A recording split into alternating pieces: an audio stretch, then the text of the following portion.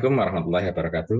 Pada kesempatan kali ini kita akan bicarakan mengenai urban design concepts, di mana ini akan membekali saudara di dalam membuat suatu gagasan-gagasan perencanaan kawasan kota. Kita akan bicarakan, yaitu yang pertama adalah conceptual urban planning and design theory. Jadi teori-teori tentang urban design dan perencanaan secara konseptual. Yang kedua adalah sumber konsep dari perencanaan kawasan kota. Nah, ada 10 teori perencanaan kawasan kota secara konseptual, yang ini akan memberikan sebenarnya cukup banyak ya berkembangnya, tapi ini kita ringkas menjadi 10 saja yang akan kita diskusikan ya, untuk memudahkan kita di dalam memahami satu teori-teori dan konsep-konsep dari satu perencanaan kawasan maupun perencanaan kota. Yang pertama adalah Garden City Concept yang diperkenalkan oleh Ebenezer Howard tahun 1898 sampai dengan awal abad 19 ya, atau awal abad 18 ya. Itu dengan konsep trimagnet. Ya, ada trimagnet dari seorang utopian ya, visi dari Ebenezer Howard ya, seorang utopian ya, di mana Howard memberikan satu asumsi data serta pola dari cincin yang melingkar yang terkait satu sama lainnya di dalam satu network atau jaringan yang sangat unik yang berbeda. Ini sebagai satu teori baru waktu itu. Sebagai contoh adalah Garden City di England ya, di Inggris sana ya. Sebenarnya ini berkembang juga di Indonesia seperti kalau kita lihat berdampak ke negara-negara yang menjadi kolonia. Kalau di Indonesia itu di Jogja ada Kota Baru, ya. Di Bandung juga ada di kawasan Dago, sekitar ITB, kemudian juga di Malang juga ada, di dekat Universitas Merdeka Malang gitu ya. Nah ini sebetulnya dimulai dengan satu pemahaman tentang kota taman. Ya. Kemudian yang kedua adalah teorinya dari Peter Geddes yang dikenal dengan istilah Gedian Trio Konsep. Ya. Jadi Geddes itu mempercayai satu konsep kekuatan dari kawasan terhadap kehidupan manusia lebih dari sesuatu. Ya. Nilainya itu terletak pada penekanan kehidupan manusia serta energinya daripada keindahannya. Jadi ini menekankan kalau sebelumnya itu adalah di kota taman, ya, itu kan lebih pada estetikanya. Maka di sini lebih menekankan pada kehidupan manusia, human life-nya, bagaimana dia tekankan di situ. Mengambil dari inspirasi seorang sosiolog Frederick Lipplay dengan mengutipnya Liu Travel Family, Geddes mentransformasikan ke dalam work, place, dan folk, ya, dan memberikan satu teori di dalam satu perencanaan. Ya. Sehingga penekanannya adalah bagaimana manusia itu bisa hidup lebih baik ya, daripada hanya sekedar indah saja. Kemudian yang ketiga adalah teorinya dari Ernest Burgess dengan yang dikenal dengan concentric zone, ya, itu berbicara tentang land use, ya, tata guna lahan. Ya. Menurut Burgess itu pertumbuhan suatu kota adalah tentang kategori atau pengklasifikasian sosial dari atau affordability-nya, ya, kelayakan hidupnya. Jadi di dalam teori Burgess ini kota itu mempunyai zone konsentrik, 6 zone konsentrik yang utama. Yaitu yang pertama adalah Central Business District atau CBD dari kota yang bisa diakses oleh semua orang ya. Kemudian yang kedua adalah yang berbatasan dengan CBD, yaitu kebanyakan adalah zona-zona industri ya. Kemudian menciptakan atau mengkaitkan ya dengan yang terdekat di situ ya, kategori untuk residensial. Kemudian yang ketiga adalah zona yang didedikasikan untuk atau diperuntukkan untuk kategori kaum miskin dari satu kota, ya, yang kebanyakan adalah para imigran dan pekerja industri. Ada zona keempat adalah satu hunian ya yang diperuntukkan bagi working class kategori, jadi kelas pekerja. Yang kelima adalah satu high quality land, jadi lahan yang berkualitas lebih tinggi, ya, yang kebanyakan didedikasikan untuk kaum pebisnis. Jadi ini memang ini ada semacam kasta-kasta ya, Kalau untuk para bisnis itu lahannya atau kualitas lahannya lebih tinggi.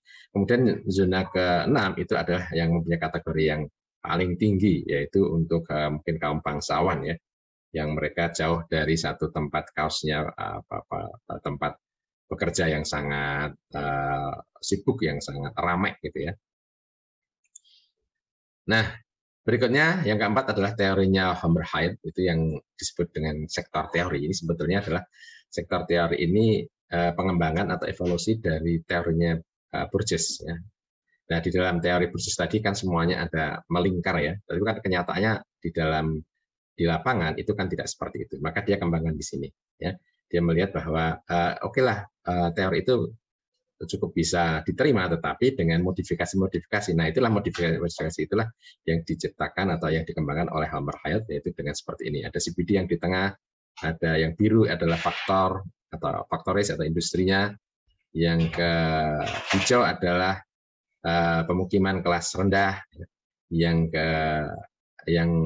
keempat atau yang kuning itu adalah pemukiman kelas menengah, dan yang ungu itu adalah kelas yang paling tinggi ya. Mereka bisa langsung mengakses ke tempat CBD, Central Business District ya, tanpa harus melewati satu kawasan permukiman kelas pekerja ya, atau industri. Jadi mereka bebas polusi. Lalu mereka lingkungan terdekatnya masih middle class ya, kaum pebisnis ya, relatif sudah mapan gitu ya. Nah, inilah teori yang dikembangkan Hammerhead, yang sebetulnya ini adalah ya klasifikasi kelompok manusia berdasarkan pada ekonominya. Yang kelima adalah teorinya Harris and Ullman, atau dikenal dengan multi-nuclei teori. Ya. Ini basicnya adalah land use, tata guna lahan. Ya. Jadi teori ini mendiskusikan satu bagian utama atau pusat sebagai originnya, dan keseluruhan kota dikembangkan melalui satu central nuclei ya, yang mempunyai satu single CBD, Central Business District, ini satu di situ. Ya. Kemudian yang lain ini sebenarnya adalah, ya sebenarnya ini juga pengembangan juga dari sana. Ada yang hijau itu kan medium class residential, yang kalau ini cuma warnanya beda tadi ya, low class-nya yang pink di situ ya. Kemudian yang industrialnya itu abu-abu ya, karena dianggap kotor, yang dijauhkan dari lingkungan kota dan permukiman ya. Kemudian ada yang residential suburb itu yang warna biru, yang jauh ya, yang di pedesaan. Lalu yang kuning itu high class-nya ini ya, high class-nya itu yang. Nah, ini sebetulnya adalah pengembangan dari, juga saya lihat pengembangan dari teori sebelumnya. Yang keenam adalah teorinya Corbusier, ini seorang arsitek yang sangat terkenal. Dia juga seorang perencana kota. Dia mengembangkan visinya dari bangunan ke kota. Jadi dia itu basicnya dari building menuju ke kota. Jadi Corbu itu memberikan satu teori dengan pendekatan krisis kota. Ya. Nah, dari krisis kota itu, manusia itu akan lebih cenderung untuk memilih di pinggiran daripada berada di tengah kota. Ya mungkin karena kota sudah sangat padat, sangat ramai, banyak polusi. Kecenderungan orang itu justru malah berada tinggal di pinggiran kota. Oleh karena itu kota mestinya direncanakan dengan mengakomodasi ya, Central Park dari komersial. Ya. Kemudian yang di covering, yang ditutupi dengan lingkungannya yang green, artinya yang tengah itu adalah untuk pusat perdagangannya, pinggirnya itu adalah kawasan hijau. Nah, oleh karena itu Central Zone itu harus mempunyai satu bangunan pencakar langit. Ya, makanya itu saat itulah maka timbul ide-ide bangunan-bangunan pencakar langit. Ya, kemudian yang permukiman itu didesain itu untuk berada melingkari atau berada di luar dari CBD tadi. Kemudian teorinya Frank Lloyd Wright, ini seorang arsitek juga yang sangat terkenal dan juga seorang perencana kota ya, dengan teorinya Broad Acre City Concept ya. Jadi itu berbasis pada teorinya yang apa itu, teori ini sebetulnya juga mengembangkan dari teori-teori sebelumnya ya. Itu single family ya, itu mestinya mempunyai satu akre kapling kawasan, atau mungkin ya, kalau kita mungkin 1 hektar gitu ya, yang akan diberikan secara bebas ya, full freedom, kebebasan untuk bagaimana cara mereka hidup. Nah, dengan konsep Garden City, makanya ini juga sebenarnya mengembangkan dari teorinya apa itu Garden City. Ya.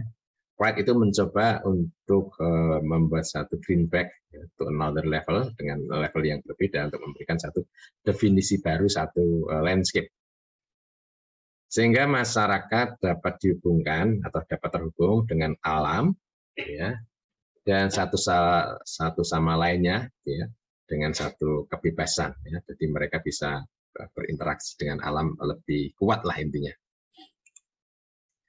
Nah, yang ke-8 itu teorinya Perry atau Clarence Perry dengan nama neighborhood unit concept. Ya.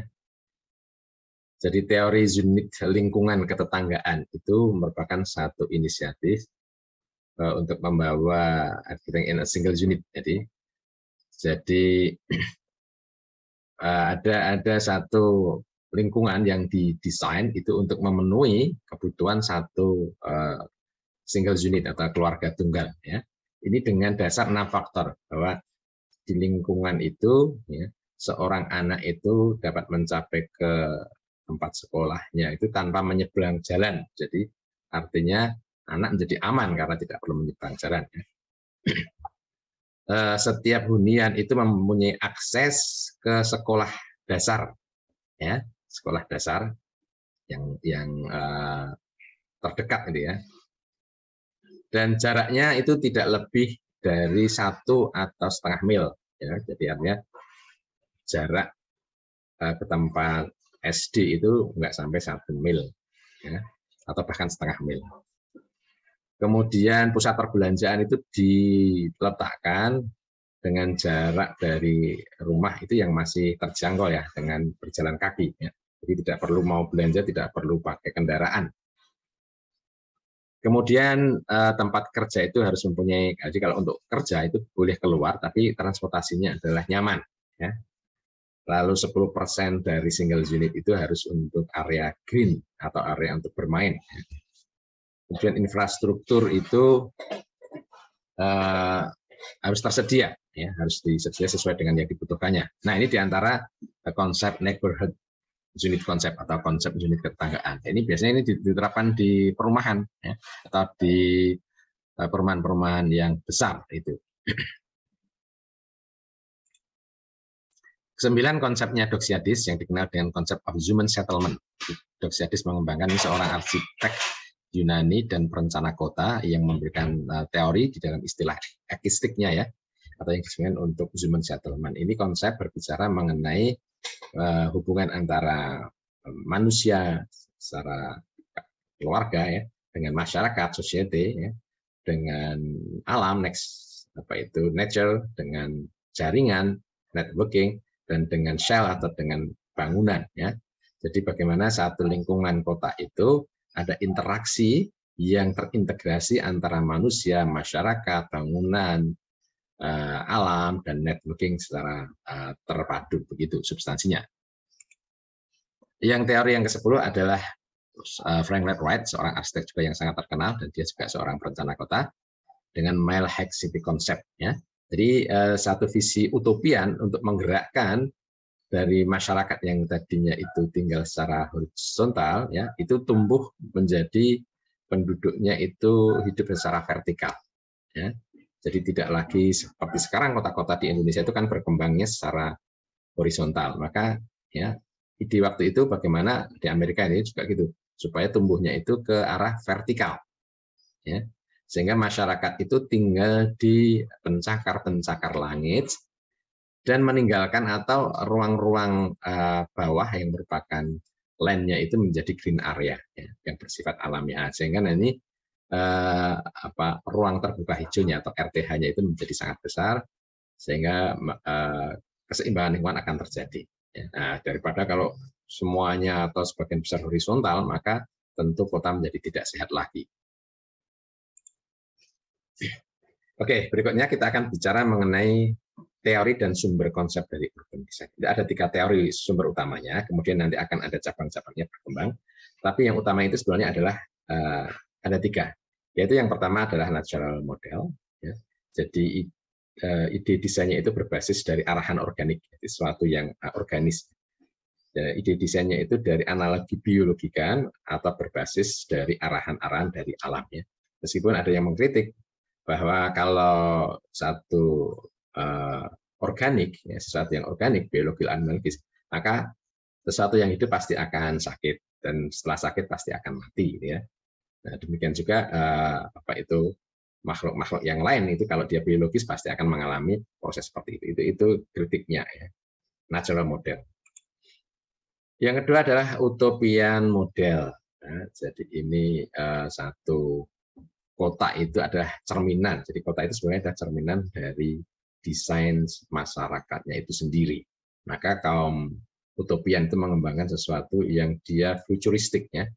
Jadi referensinya itu adalah teknologi. Semuanya itu bisa diatur melalui teknologi ya. Baik itu di dalam bangunannya, mungkin networking-nya, jaringannya, ataupun masalah infrastruktur pun bisa dikembangkan melalui teknologi. Jadi kota itu seperti sebuah kota besar, ini ya, gagasan utama model utopia. Dan ini sebenarnya sudah berkembang cukup lama juga, ini abad ke-19 sudah sangat berkembang nih utopian model ini. Makanya dan itu nampaknya terus berlanjut sampai sekarang ya.